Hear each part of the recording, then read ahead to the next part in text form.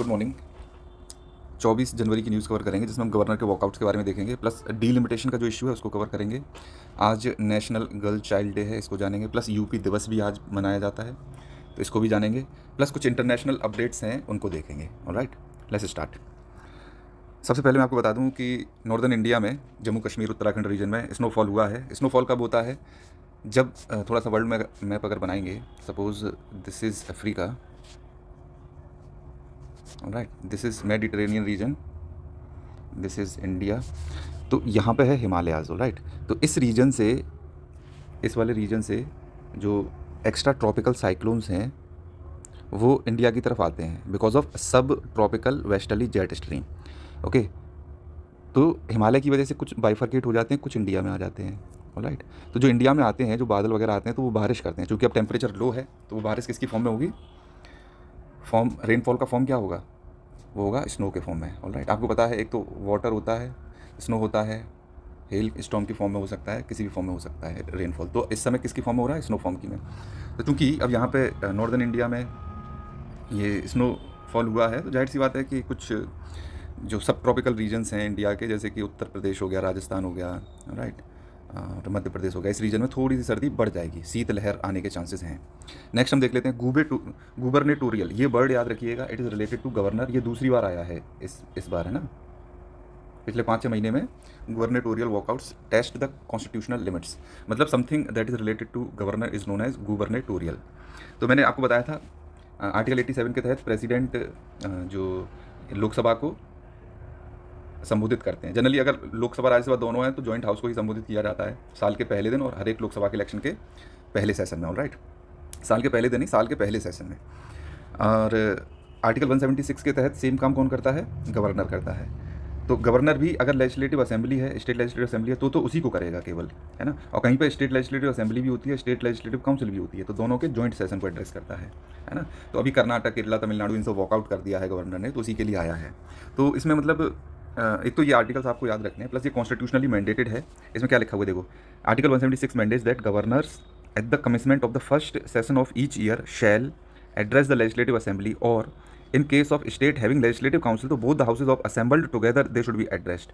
Alright, plus 7 जज bench जो supreme court ने 1974 में बोला था कि मतलब जो गवर्नर है उसको थोड़ा सा पब्लिक स्टैंस नहीं लेना है, क्रिटिकल स्टैंड नहीं लेना गवर्नमेंट पॉलिसीज़ का, है ना। तो इसको एक तरह से अनकॉन्स्टिट्यूशनल माना जा सकता है। देखिए, तो जो गवर्नर है वो क्रिटिकल नहीं होना चाहिए गवर्नमेंट पॉलिसीज़ का, तो ये अनकॉन्स्टिट्यूशनल हो सकता है। प्लस आर्टिकल जो 175 है एंड आर्टिकल 176 है, ये एग्जीक्यूटिव फंक्शंस हैं गवर्नर के, तो वो aid and advice of council of minister पे ही होने चाहिए, रादर देन कि आप अपने मर्जी से काम करें, है ना। तो ये वॉकआउट्स ठीक नहीं है, इनका ये मानना है। प्लस इस पर डिबेट होगी, अभी ये सुप्रीम कोर्ट भी जाएगा, उसके बाद जो भी बातें निकल के आएंगी वो देखे जाएंगी। प्लस डीलिमिटेशन की बात कर लेते हैं हम। देखो, जो कॉन्स्टिट्यूशन में ऐसा लिखा गया है कि डीलिमिटेशन हर सेंसस के बाद होना है, और जितनी पॉपुलेशन इंक्रीज़ होगी उसके हिसाब से सीट्स भी इंक्रीज़ होंगी, है ना। तो इसी तरह से हमने डीलिमिटेशन कमीशन सेटअप किए, है ना, और हमने 1971 सेंसस के हिसाब से हमने अपनी 1976 में डीलिमिटेशन कमीशन सेटअप करके वो करवा दी थी, पॉपुलेशन सीट्स को इंक्रीज़ कर दिया था। तो उस समय पर अगर आप देखोगे 1971 में जो सेंसस था 548 मिलियन लोग थे, तो हर 1 मिलियन व्यक्तियों पर एक सीट थी लोकसभा की। तो हमने लगभग 550 सीटें हैं अभी भी हमारे पास। उसके बाद चूँकि सदर्न स्टेट्स ने बोला था कि हम लोग अपनी पॉपुलेशन को कंट्रोल कर रहे हैं, नॉर्दर्न स्टेट नहीं कर रहे हैं, तो हमें लॉस हो रहा है सीट्स का, हमारी पॉपुलेशन बढ़ नहीं रही है।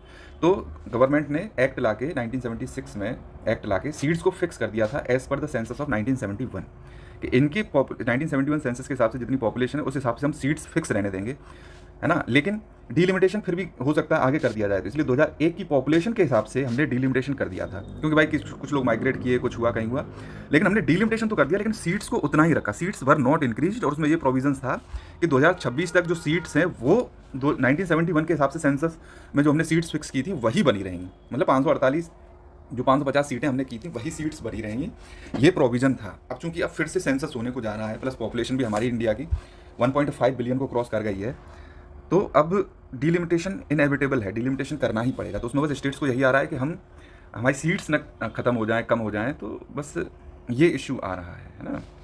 तो ये मैं आपको देख लेता हूँ कि इसमें ये दे रखा है कि देखो, अगर जिस हिसाब से अब पॉपुलेशन इंडिया की, अगर उस हिसाब से सीट्स बढ़ा दी जाएँ तो 888 मेंबर्स होने चाहिए लोकसभा में, है ना। अब अनइवन इंक्रीज़ होगा। उत्तर प्रदेश में 80 से बढ़ के 150 सीटें हो जाएंगी, बिहार में 40 से बढ़ के डबल हो जाएंगी 82, है ना। ये टोटल सीट्स का 26% तो यही हो जाएगा। प्लस तमिलनाडु की अगर देखें तो 39 से बढ़ के केवल 53 हो पाएंगे और केरला की 20 से बढ़ के केवल 23 होंगी। एब्सोल्यूट नंबर में तो आप देखोगे तो देखो इसकी 3 सीटें बढ़ गई, ऐसे इसकी भी 14 सीटें बढ़ गई तमिलनाडु की। बट परसेंटेज वाइज इनका इंक्रीज़ इतना नहीं होगा। इनमें तो 100% इंक्रीज हो रहा है। देखो यूपी में तो 100% इंक्रीज हो रहा है, बिहार में भी 100% इंक्रीज हो रहा है, बट इनमें 3.7%, 6%, 7% इस तरह से ही सीटें मतलब बढ़ेंगी, ज़्यादा नहीं बढ़ पाएंगी। तो यही मेन इश्यू है। तो इसके लिए इन्होंने बोला है कि देखो सदर्न स्टेट कह रहे थे डिलिमिटेशन नहीं होना चाहिए और ये गड़बड़ है, फड़बड़ है। तो होम मिनिस्टर अमित शाह ने बोल दिया कि भाई देखो किसी की एक सीट कम नहीं होने देंगे हम, इस हिसाब का कुछ ना कुछ तिगड़म बढ़ाएंगे कि किसी स्टेट को एक सीट का नुकसान नहीं होगा। राइट, तो इसमें इन्होंने ऑप्शन दे रखे हैं। अगर आपसे एग्जाम में मेंस में क्वेश्चन आता है तो मेंस के पर्सपेक्टिव से है, और इसमें अगर क्वेश्चन आता है तो क्या करना चाहिए, तो इसमें 6 ऑप्शन दिए हैं। पहला ऑप्शन ये कहता है कि जितनी भी सीटें हैं 2026 तक फ्रीज करी थी तो आगे अनलिमिटेड टाइम के लिए फ्रीज कर दो, क्या जा रहा है। सेकंड ऑप्शन ये कहता है कि एक्सपेंड कर दो सीटों को, है ना, सीटें बढ़ा दो, जो 543 सीटें हैं इनको बढ़ा के कर दो, तुम 750 कर दो या 888 कर दो, और जिसको सीट स्टेट को कम मिलेगी मिलती रहे, जिसको ज़्यादा मिलेगी मिलती रहे। एक ये भी तो ऑप्शन है भाई, है ना। अब इसमें नुकसान ये हो जाएगा, सदर्न स्टेट्स प्रोटेस्ट करेंगे। थर्ड ऑप्शन ये है कि जो तुम वेटेज फार्मूला निकालो उसमें देख लो कि देखो कि 80% वेटेज तो तुम दे दो पॉपुलेशन को, तो जिन लोगों की पॉपुलेशन ज़्यादा बढ़ी है तो उनको सीटें ज़्यादा मिल जाएंगी। लेकिन इसमें 20% जो तुमको वेटेज रखना है वो डेवलपमेंट इंडिकेटर्स को दो, literacy, health, sustainable fertility control. इससे क्या होगा, जो सदर्न स्टेट्स में जो डेवलपमेंट का काम हुआ है तो उनका 20% बेनिफिट उनको मिल जाएगा। तो एक ऑप्शन ये भी अच्छा है, थर्ड वाला। फोर्थ ऑप्शन ये है कि सीटें बढ़ा दो, उसी हिसाब से 888 सीटें कर दो, लेकिन जो फेडरल स्ट्रक्चर है राज्यसभा को और स्ट्रॉन्ग कर दो, इक्वल रिप्रेजेंटेशन दे दो, या फिर स्टेट्स को राज्यसभा में ज़्यादा रिप्रेजेंटेशन दे दो। क्लियर है कि नहीं। फिफ्थ ऑप्शन ये कहता है कि जो बड़ी स्टेट्स हैं उनको बाइफरकेट कर दो, जैसे उत्तर प्रदेश है उसको 3 या 4 पार्ट में तोड़ दो, बिहार है उसको भी तोड़ दो, नहीं समझे, तो सीटें बढ़ जाएंगी। तो केवल यूपी के पास 151 सीटें नहीं आ पाएंगी, तो कंसंट्रेशन ऑफ सीट्स नहीं हो पाएगा। तो ये भी एक अच्छा ऑप्शन है। सिक्स ऑप्शन ये कहता है कि फेज्ड रिडिस्ट्रीब्यूशन करो, एक साथ सीटें न डिवाइड करके फेज्ड करो, कि पहले कुछ रीजन में कर दो फिर कुछ रीजन में कर दो, इस तरह से करो, है ना। ये सारी चीज़ें हैं। और इससे क्या हेल्प मिलने वाली है तो ये आप लोगों को पता ही है भाई, कि एक तो आपको जो नारी वंदन अधिनियम है उसके हिसाब से रिजर्वेशन में हेल्प मिलेगी, प्लस SC ST रिजर्वेशंस में हेल्प मिलेगी। तो ये सारी चीज़ काम इससे हो जाएंगे डिलिमिटेशन। आई होप कि ये आप समझ पाएंगे इसको, और फिर से सुन लेना, इसको कोई इशू नहीं है। नेक्स्ट देख लेते हैं, ग्रासलैंड आया, ये न्यूज़ में है। ये है हेसारघट्टा, इसको लिख देता हूँ मैं, हेसारघट्टा। ये ग्रासलैंड है, ये सवाना टाइप ऑफ वेजिटेशन होता है। इसको मैं थोड़ा सा भी बताऊंगा। ये कर्नाटक में है, कर्नाटक में, इसको बस याद रखिएगा। ग्रासलैंड, बर्ड्स एनिमल बहुत सारे पाए जाते हैं। हिसारघट्टा नाम की एक लेक भी है। तो सवाना टाइप ऑफ वेजिटेशन क्या होता है, इस तरह का वेजिटेशन होता है। देखो दूर दूर तक तो घास है थोड़ी थोड़ी, एक बीच में पेड़ हो जाएगा। तो इस तरह की टोपोलॉजी को बोलते हैं पार्कलैंड्स भी बोल देते हैं, सवन्ना भी बोल देते हैं। Alright, savanna type of. तो इसमें क्या होगा, जैसे एक गाड़ी लाके यहाँ पे पार्क की जा सकती है, तो इस तरह से पार्कलैंड टाइप का ये रहता है। छाँव में गाड़ी पार्क करते हैं ना, ऑलराइट। तो मतलब इसमें दूर दूर घास भी होगी और पेड़ बहुत पास पास न होकर दूर दूर होते हैं। इस टाइप की वेजिटेशन को सवाना कहते हैं। सवाना जो मेन रीजन कहाँ पड़ता है, वो पड़ता है तुम्हारा अफ्रीका में। जैसे अगर ये अफ्रीका है तो आप देखोगे कि यहाँ तक तो क्या है, अफ्रीकन डेजर्ट है ना, सहारा। और इस रीजन में आपका पड़ता है ट्रॉपिकल रेन फॉरेस्ट, है ना, equatorial rain forest, tropical rain forest. तो इस डेजर्ट और इस रेन फॉरेस्ट के बीच में जिस टाइप का वेजिटेशन पड़ेगा इसका नाम होता है सवाना। ऑलराइट, इसको बस ये याद रखिएगा। यहाँ पे घास भी होगी और कुछ पेड़ भी होंगे। तो इस तरह का रीजन केवल और केवल अफ्रीका में न पड़ के जिस रीजन पर भी पड़ता है उसको सवाना टाइप ऑफ क्लाइमेट भी बोल सकते हैं, सवाना टाइप ऑफ ग्रासलैंड्स भी बोल सकते हैं, सवाना टाइप ऑफ फॉरेस्ट भी बोल सकते हैं, कुछ भी बोल सकते हैं। तो इसी तरह का हमारे इंडिया में भी 2 रीजन है, मैं आपको बता दूं, जहाँ पे सवाना आपका पड़ता है। मैं वैसे सिंपल एक मैप बना लेता हूँ। तो देखो, एक तो ये डेजर्ट है तो इसके बगल में यहाँ पे पड़ता है ना, सवाना टाइप ऑफ वेजिटेशन। एक हमारा सदर्न में भी पड़ता है, एक हॉकी स्टिक शेप का रीजन है। तो ये भी हमारा सेमी एरिड रीजन है, ये भी सेमी एरिड है। तो इसको अपन लोग सवाना टाइप ऑफ वेटलैंड बोल देते हैं, ग्रासलैंड्स। तो ये आपको समझ में आ गया होगा। प्लस ये राष्ट्रीय बाल नृत्य महोत्सव आयोजित किया जा रहा है, ये खजुराहो मध्य प्रदेश में होगा। आई होप आप इसको याद रखेंगे। नेशनल गर्ल चाइल्ड डे है आज। Girls aim for the future, ये इसकी थीम है। 24 जनवरी को मनाया जाता है, याद रखिएगा। यूपी में फीमेल्स बहुत सुरक्षित हैं आज के समय में बाबा की वजह से। तो जिस दिन यूपी डे मनाया जाता है उसी दिन नेशनल गर्ल चाइल्ड डे भी मना लेते हैं अपन। ऑलराइट, नेक्स्ट ये भोजशाला के बारे में बता देता हूँ। भोजशाला को देखो, एक परमार किंग थे राजा भोज नाम के, उन्होंने 1034 ईस्वी में बनाया था, है ना, AD में। इसको एज अ टेम्पल कंस्ट्रक्ट किया गया था। ये टेम्पल किसको डेडिकेटेड था, सरस्वती माता के लिए डेडिकेटेड था। प्लस ये एक इंस्टीट्यूट भी था संस्कृत लर्निंग के लिए, सेंटर ऑफ संस्कृत लर्निंग के नाम से माना जाता था। खलजी के टाइम पे जो अलाउद्दीन खलजी था उसके टाइम पे इसको अटैक किया गया, इसको मॉस्क में कन्वर्ट कर दिया गया। तो एक क्वेश्चन स्टेट पीसीएस में पूछ सकते हैं, कमाल मौला मॉस्क कहाँ पे है? भोशाला में सिचुएटेड है। तो बस वही इशू है कि चूँकि अब कहीं पर भी जाके एक मॉस्क क्रिएट कर देते हैं तो फिर वहाँ पे नमाज़ पढ़ने लगते हैं, फिर बाकी के लोगों को इशू होने लगता है। इशू सिर्फ इसलिए नहीं होता नमाज़ पढ़ने की वजह से, इशू ये होता है कि नमाज़ पढ़ने के लिए फ़ीमेल्स अलाउड नहीं है इस्लाम में। तो केवल और केवल नमाज़ पढ़ने के लिए जाते कौन हैं? इस्लामिक मेल जाते हैं सारे, है ना। और जब वो आदमी लोग नमाज़ पढ़ने जा रहे हैं और टेम्पल्स में ज़्यादातर जो विज़िट करती हैं वो दूसरे रिलीजन की फ़ीमेल विजिट्स करती हैं, तो उनको छेड़ने की इश्यूज़ आते हैं, सेक्सुअल हरासमेंट, कमेंट पास करना, ईव टीजिंग, ये सारी चीज़ें होती हैं वहाँ पे, ऑलराइट। तो उसकी वजह से इश्यूज़ आते हैं। अगर मान लो दूसरे रिलीजन की भी अगर महिलाएं आएँ तो वो भी अपने व्यक्तियों को कंट्रोल करके रखें, वहाँ के लोग शर्म भी खाएँ कि हाँ इस तरह के काम नहीं करने हैं, तो ये सारे इश्यूज़ नहीं होते हैं। तो उसी की वजह से है।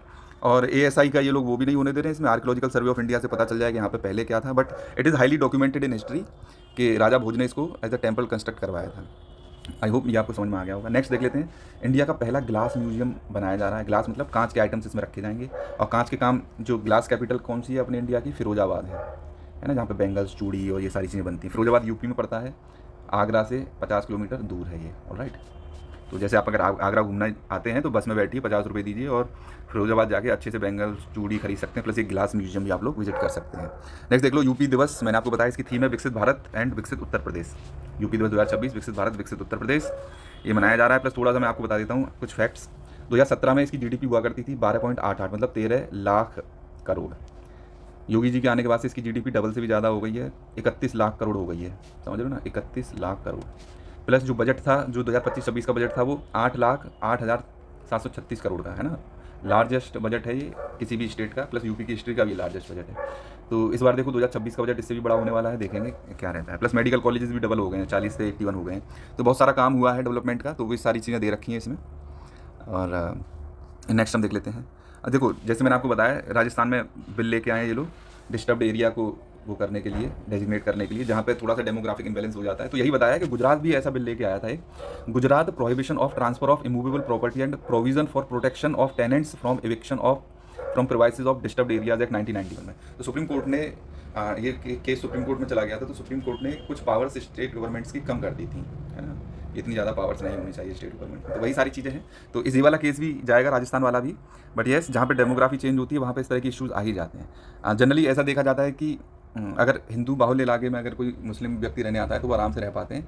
बट जहाँ मुस्लिम बाहुल्य इलाका हो जाता है वहाँ पर अदर रिलीजन के लोग नहीं रह पाते हैं, बिकॉज वो कंपेटेबल नहीं है। वो कहते हैं कि उनके रिलीजियस सेंटिमेंट्स आहत हो रहे हैं, तो इस तरह के इश्यूज़ आते हैं। तो उसी की वजह से माइनॉरिटीज़ को प्रोटेक्ट करने के लिए, रीजनल माइनॉरिटीज़ को प्रोटेक्ट करने के लिए बिल लेके आया गया है।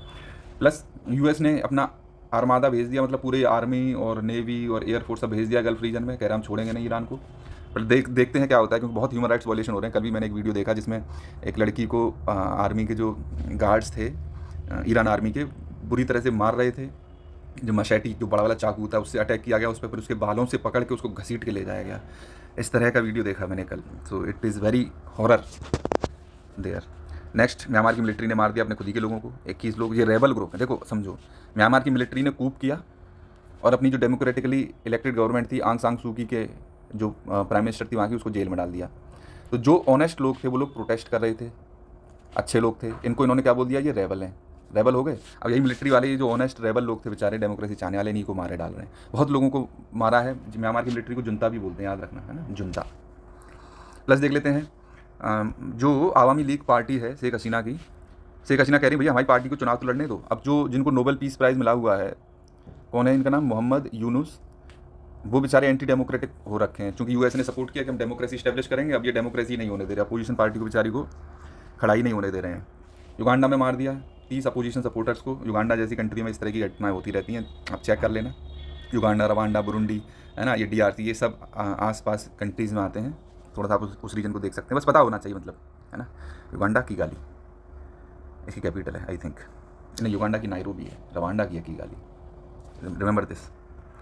स्ट्रेटेजिक डोनेस्क रीजन है, जो पूछा गया है, ये यूक्रेन का लार्जेस्ट कोल रिच रीजन है डोनेस्क, है ना। तो इसको कैप्चर कर लिया था रशिया ने ऑलरेडी। तो इसी के बारे में बात चल रही है, बस रीजन को याद रखिएगा।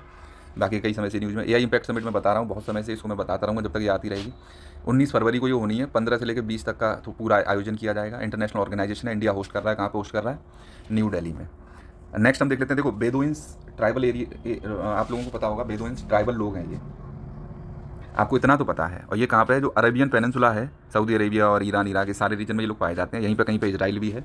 तो इजराइल में भी देखो ये क्या है ना, इजराइल में एक बेदुइन नाम का विलेज है, तो लोकेशन पूछी जा सकती है, बेदुइन एज अ लोकेशन दे देंगे इसको, और आप कहोगे यार ये तो ट्राइब होती है, फिर वहाँ पे ईरान भी दे रखा होगा तो आप ईरान में उसको मार्क कर दोगे, या सऊदी अरेबिया दे रखा होगा, बोले हाँ अरब पेनिनसुला में है, that would be a wrong answer. तो ये बेदुइन्स पड़ता है आपका किसमें, इजराइल में पड़ता है।